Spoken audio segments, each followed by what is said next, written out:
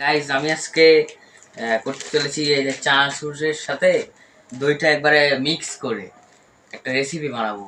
এই রেসিপিটা জানেন কার? এটা হচ্ছে জয়া হাসানের রেসিপি। জয়া হাসান চানাচুরের সাথে টক দই মিক্স করে খায়।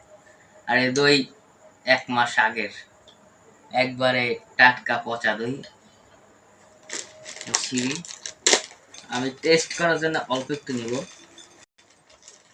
এই যে এটুকু নিব সামান্য পরিমাণে। তারপরে আমরা এই যে 2 চামচ 2 চামচ টক 2 চামচ টক দিয়ে দিব।